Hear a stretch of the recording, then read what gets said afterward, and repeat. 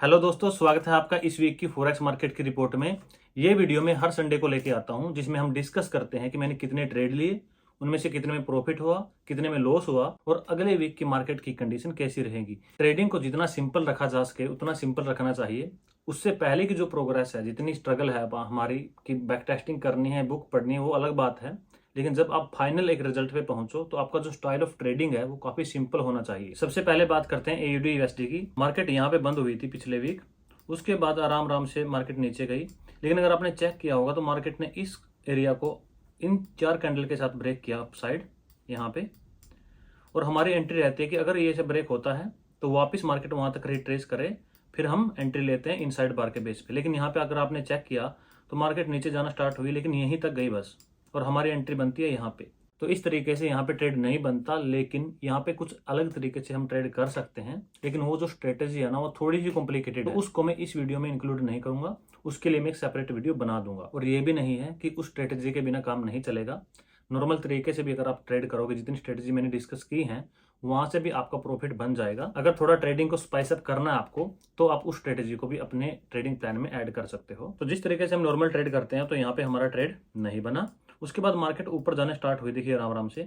लेकिन अगर आपने नोट किया होगा, यहाँ पे आके ऊपर की साइड भी और नीचे की साइड भी, दोनों साइड यहाँ पे इसने वीक बनाई है। तो हो सकता है अगले वीक जब मार्केट ओपन हो मंडे को, तो 2 या 3 दिन तक आराम से रेंज एरिया में मार्केट मूव हो सकती है यहाँ पे, क्योंकि यहाँ पे बायर और सेलर का बैलेंस होगा। अगला करेंसी पेयर है हमारा यूरो यूएसडी। यूरो यूएसडी में थर्सडे को यूरोपियन सेंट्रल बैंक्स की मीटिंग थी, लेकिन उससे पहले हमारा ब्रेकआउट के बाद रिट्रेसिंग का एक ट्रेड बन रहा था, जो कि हमने नहीं लिया। जैसा कि मैंने पिछले वीक की वीडियो में बताया था कि इस वीक थर्सडे को यूरोपियन सेंट्रल बैंक्स की मीटिंग है। उस मीटिंग के टाइम के अराउंड आपका ट्रेड बन रहा है और इससे पहले आपने कभी न्यूज के बेस पे ट्रेड नहीं किया, तो वहां पे ट्रेड मत करिए। और ऐसा ही हुआ थर्सडे को। देखिए मैं आपको दिखा भी देता हूँ। देखिए मार्केट नीचे से ऊपर जा रही थी, और अगर आपने यहाँ पे देखा होगा तो एक अच्छा ब्रेकआउट आपको दिखा है यहाँ पे इस एरिया में। और हमारी एंट्री क्या रहती है कि यहाँ पे इस जो इनसाइड बार पे एंट्री लेंगे हम। जैसे मार्केट यहाँ पे नीचे आएगी तो इस बेस पे एंट्री लेंगे यहाँ पे। तो इस हिसाब से हमारी यहाँ पे एंट्री बनती थी। लेकिन यहाँ पे हमको ये भी पता था कि यूरोपियन सेंट्रल बैंक्स की रिपोर्ट आनी है। अगर कुछ भी ऐसा मतलब नेगेटिव न्यूज आई तो हमारा बहुत बड़ा लॉस हो सकता है। यहाँ पे कई बार ये नहीं होता कि आपने 20 पॉइंट का स्टॉप लॉस लगाया तो 20 पॉइंट पे मार्केट रुकेगी। यहाँ पे स्लीपेज हो जाती है। जहां पे आपने 20 पॉइंट का स्टॉप लॉस लगाया है वो 20 की जगह 40 पे जाता है। देखो अगर हम नॉर्मल तरीके से यहाँ पे एंट्री लेते तो हमारा यहाँ पे प्रॉफिट हो जाता। लेकिन प्रॉफिट और लॉस मैटर नहीं करता, एक प्रोसेस होती है ट्रेडिंग की, वो फॉलो करनी बहुत जरूरी है। इसीलिए मैं कभी भी लॉस और प्रॉफिट किसी को भी हाईलाइट नहीं करता कि लॉस इतना हो गया, प्रॉफिट इतना हो गया। वो इंपॉर्टेंट नहीं है भाई, इंपॉर्टेंट है प्रोसेस ऑफ ट्रेडिंग। एक बेटर वे से ट्रेडिंग करना जरूरी है एज कम्पेयर टू लॉस और प्रॉफिट को ज्यादा इंपॉर्टेंस देना। तो देखिए यहाँ से मार्केट न्यूज के बाद ऊपर की साइड गई, लेकिन इसमें भी एयूडी यूएसडी वाला हाल है। इसमें भी 2 वीक बनी, एक ऊपर की तरफ और नीचे की तरफ। और इसका भी प्रोबेबली सेम रहेगा। मंडे को जब मार्केट ओपन होगी, एक या दो दिन के लिए मार्केट रेंज एरिया में रह सकती है इस एरिया में। अगला करेंसी पेयर है GBP USD. This trade was the king of last week. क्यों? क्योंकि ना तो पाउंड में कोई रिपोर्ट आई, ना ही अमेरिकन बैंक से कोई रिपोर्ट आई। तो इसीलिए इस करेंसी पेयर ने काफी स्मूथली बिहेव किया है सपोर्ट एंड रेजिस्टेंस को लेके। देखिए मार्केट यहाँ पे आराम आराम से ऊपर जा रही थी, और जैसे यहाँ से ब्रेकआउट हुआ इस एरिया में इन 2 ग्रीन कैंडल के साथ, तो हमने क्या करना है, जैसे यहाँ पे देखो ऐसे करके ऐसे ब्रेकआउट होता है, तो हमने यहाँ पे एंट्री लेनी है इनसाइड बार की। तो यहाँ पे इनसाइड बार थी ये वाली ग्रीन वाली, और यहाँ पे इसके सामने हमने एंट्री ली। तो मार्केट नीचे आई आराम आराम से, और हमें प्रॉफिट कितना था यहाँ पे 1:4 का। देखो इसमें अगर आपने नोट किया होगा तो यहाँ पे बिल्कुल रूल फॉलो होता है जैसे हम नॉर्मली ट्रेड करते हैं। एक बात आपने नोट की होगी कि ऊपर जाने के बाद इसमें भी एयूडी यूएसडी यूरो यूएसडी जैसा हाल है कि ऊपर की तरफ भी वीक है और नीचे की तरफ भी छोटी वीक है। और हो सकता है इस करेंसी में भी मंडे से जब मार्केट ओपन हो, 1 दिन 2 दिन के लिए मार्केट यहाँ से रेंज में बिहेव करे। अगला करेंसी पेयर है यूरो कनेडियन। इस वीक यूरोपियन बैंक की और कनेडियन बैंक की दोनों की मीटिंग थी, और दोनों ने ही काफी पॉजिटिवली अपना बिहेव किया है। इसीलिए यूरो और कनेडियन के बीच की फाइट इक्वल रही।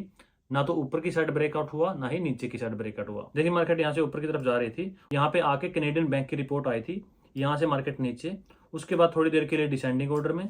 उसके बाद जैसे ही रेड कैंडल बनी, और उसके बाद ग्रीन कैंडल, क्योंकि यहाँ पे यूरोपियन बैंक की रिपोर्ट आई थी। और उसके बाद थोड़ा नीचे, फिर रेड कैंडल, फिर ग्रीन कैंडल ऊपर की तरफ। तो यहीं से स्टार्ट हुआ था और यहीं पे वापस आ भी गई। अगला करेंसी पेयर है यूरो जेपीवाई। यूरो जेपीवाई में भी देखो नीचे की तरफ ब्रेकआउट करना स्टार्ट किया था इस मार्केट ने। यहाँ से एक बार ब्रेकआउट, फिर रेंज, फिर नीचे की तरफ ब्रेकआउट, लेकिन उसके बाद ग्रीन कैंडल अपसाइड, उसके बाद फिर ये थोड़ी ही रेंज और फिर रेड कैंडल नीचे की तरफ।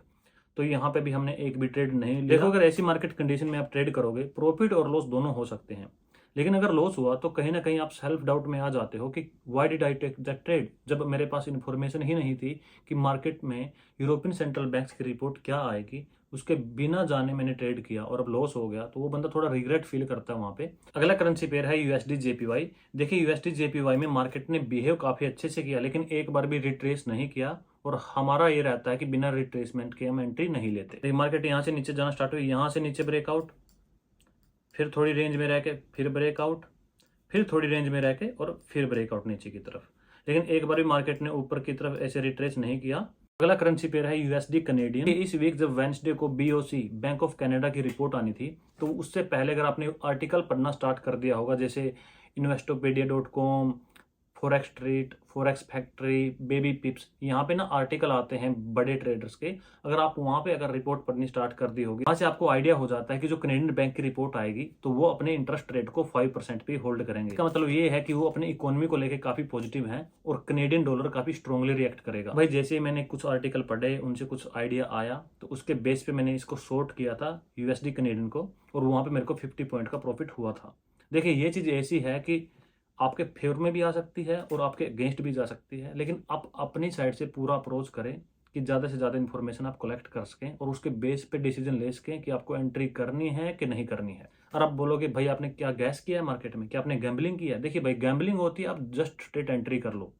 देख, किसी चीज़ पे डाटा कलेक्शन के बेस पे अगर आप ट्रेड करते हो, उसको आप अज्यूम करते हो कि हाँ, I agree with this information and I am happy to trade, उसके बाद ही ट्रेड कीजिए। अगर मैं रिपोर्ट पढ़ता लेकिन उसको मेरे अंदर कुछ डोज ही लगता कि नहीं यार, मैं सेटिस्फाइड नहीं हूँ इनकी report, then it's fine, don't trade.